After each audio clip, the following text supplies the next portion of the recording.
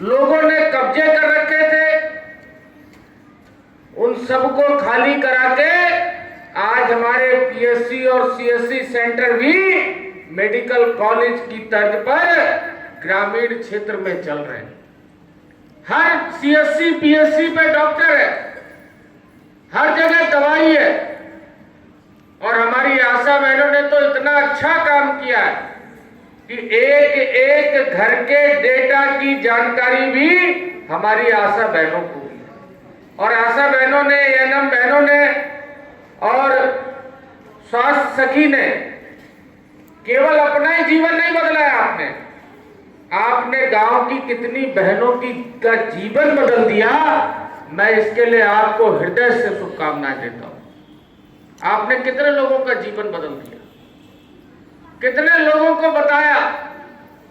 लेकिन वो समय भी याद होगा कि जिस समय आप 2017 से पहले का वक्त, कि जिस समय आप घर से आती थी, कोई ना कोई मनचला कहीं ना कहीं गलत दृष्टि आप पे रखता था।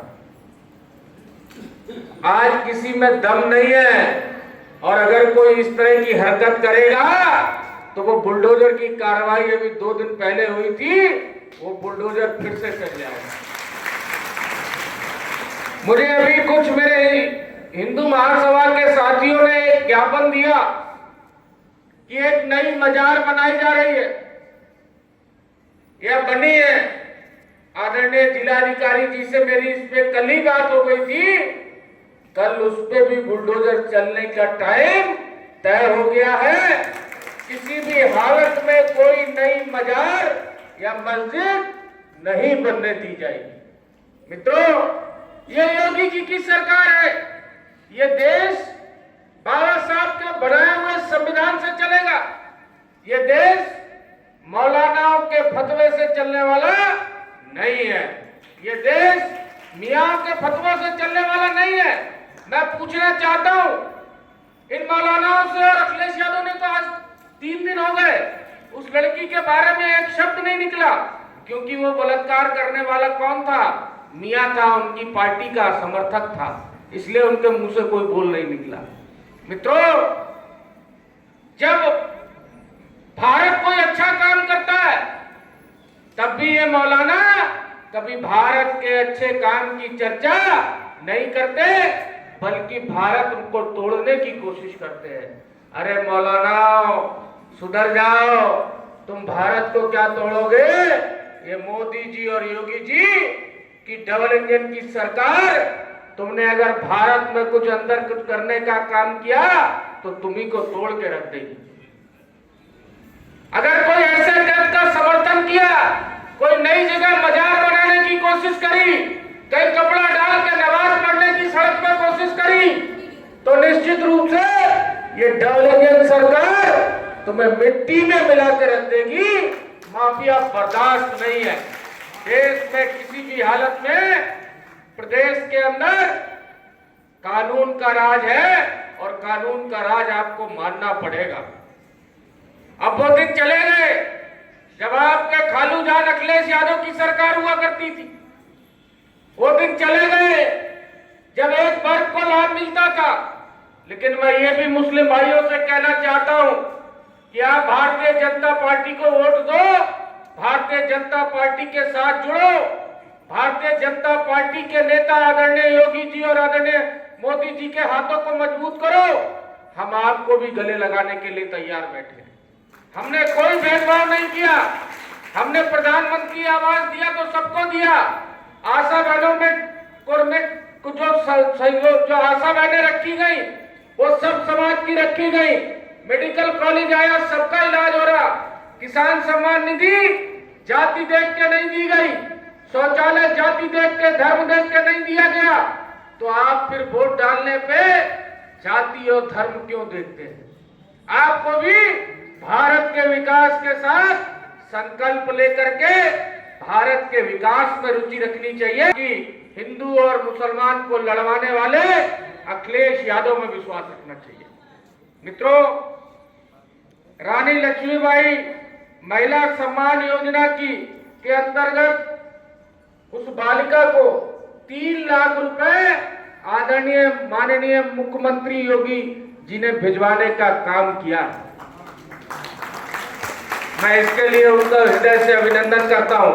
और वो बिटिया भी हमने गोद ले ली है। उसका जब भी शादी होगी उसका कन्यादान करने में स्वयं जाऊंगा। लेकिन एक और बात कहना चाहता हूं कि समाजवादी पार्टी के नेताओं को विकास दिखाई नहीं देता, क्योंकि ये विकास को जानते ही नहीं है। मेडिकल कॉलेज इनको दिखाई नहीं देता, इनको इंडस्ट्रियल पार्क दिखाई नहीं देता, इनको अच्छी सड़कें दिखाई नहीं देती।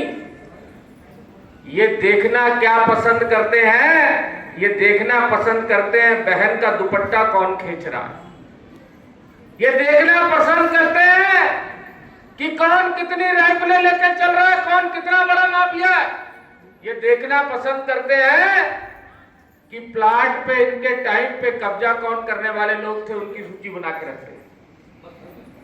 तो मैं बहुत ज्यादा लंबा नहीं बोलूंगा, बस यही आज इस मंच के माध्यम से कहना चाहता हूं कि कोई नई मजार, कोई नई दरगाह, कोई नई मस्जिद अगर बिना अनुमति के बनी होगी तो उसको मिट्टी में मिला देंगे हम लोग। हमारा बुलडोजर तैयार खड़ा है, ग्रीसिंग करके कल बुलडोजर चल जाएगा अगर बिना अनुमति के वो बनी होगी।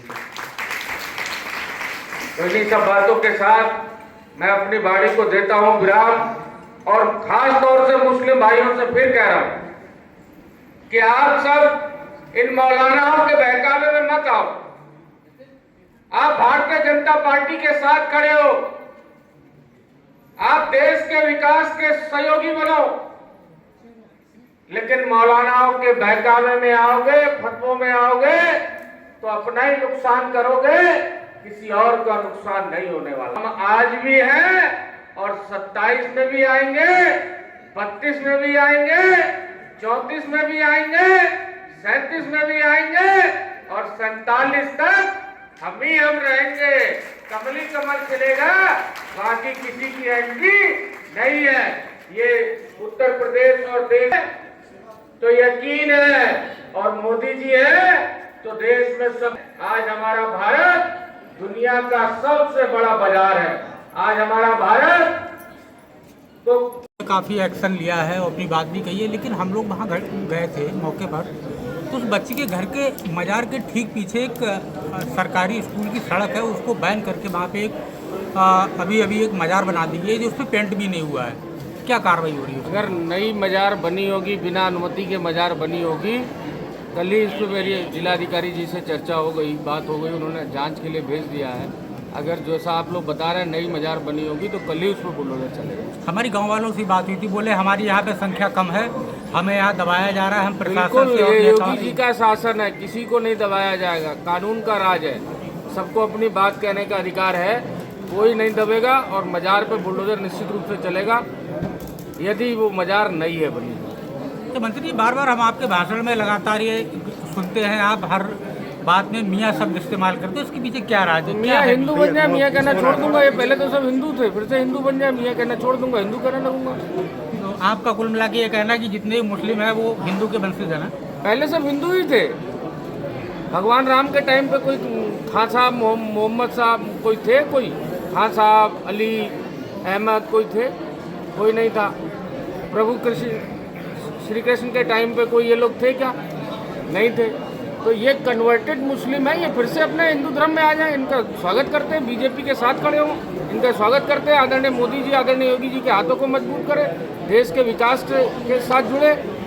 हमने कोई फर्क नहीं किया विकास करने में। आप अगर मेरी कॉन्स्टिट्यूंसी की बात करेंगे तो भिखारीपुर जैसे गाँव में जहाँ कीचड़ थी उसको ख़त्म करके सीसी रोड बनाया, वहाँ के लोगों ने तो वोट नहीं दिए। तो ये विकास के साथ जुड़े, विकास की मुख्य धारा में ये उनको हम लाना चाहते हैं। ये आए, ये मुल्ला मौलवियों के चक्कर में ना पड़े, बच्चों को शिक्षित करें, बच्चों को आगे बढ़ाएं। और हम लोग चाहते हैं कि ये लोग बीजेपी को वोट करें। अच्छा, ये अब जाए मंत्री बनी और उस बच्ची के साथ एक घटना हुई तो ये हम लोगों के संज्ञान में आया। इससे पहले वो बन के कंप्लीट हो गई, किसी को कानों कान भनक नहीं उसकी लगी। जांच, इसीलिए तो उसकी जांच करवा रहे हैं कि इसके पीछे कौन कौन है। जो भी लोग इसके पीछे हैं उन सब पे कार्रवाई हो। मंत्री, संत कबीर नगर में गाजियाबाद के दूसरा कांड हुआ है, दलित युवक की हत्या की गई गला काट कर, क्या कहेंगे? जांच हो रही है।